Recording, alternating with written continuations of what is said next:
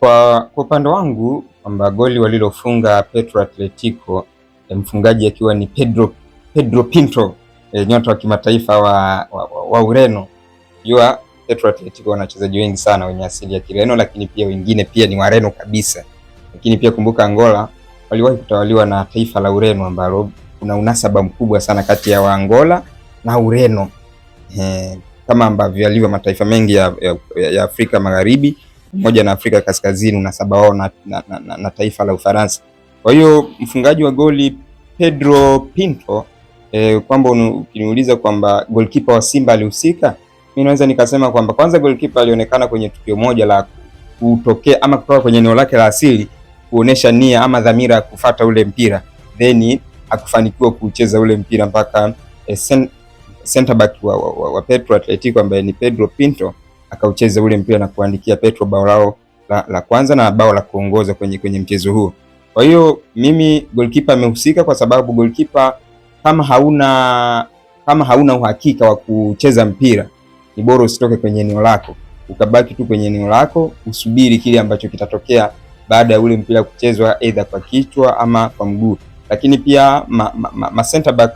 center back wa Simba kwa maana ya Taure pamoja na left back ama beki wa kushoto kwa maana ya Anthony Mligo kwa mchezo wa jana, na wao pia ni sehemu ya sababu ya lile goli kufungwa, kwa sababu kwanza walionekana kuzidiwa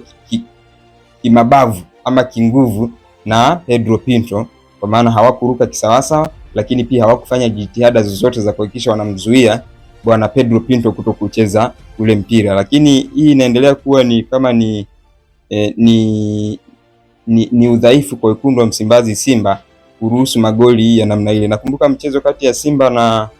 na Stade Malien ya Mali, Simba pia walikuruhusu magoli mawili yote kwa mipira ya vichwa, japo kwa kipindi hicho ni Rushen Derek pamoja na Wilson Nangu. Kwa hiyo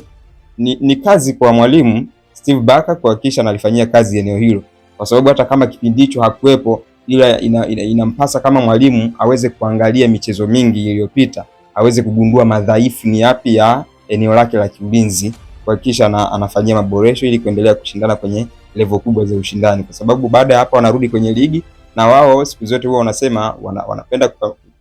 kushindana kwenye michuano ya kimataifa. Ili uweze kushindana kwenye michuano ya kimataifa